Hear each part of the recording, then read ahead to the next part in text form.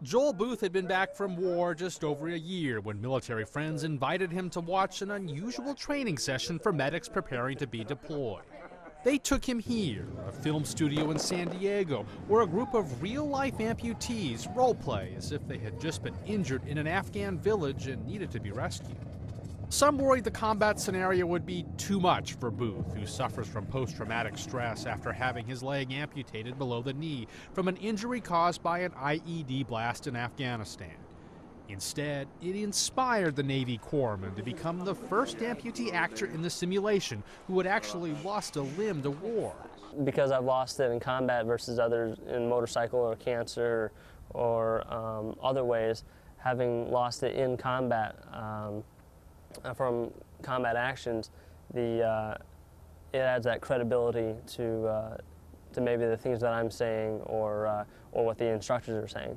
For Booth, the unusual job opportunity offered a way for him to overcome his own struggle by immersing himself again in a combat environment while helping others by passing on his own experiences.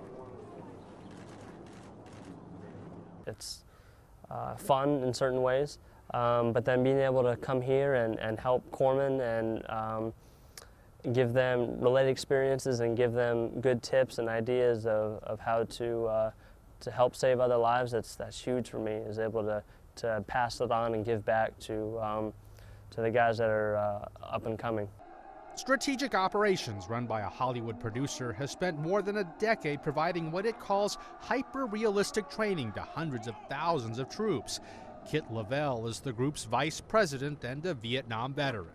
It was during training exercises a few years ago when we realized that some of the people who are experiencing PTSD could be helped by putting themselves into an immersive training environment like this with a therapist involved.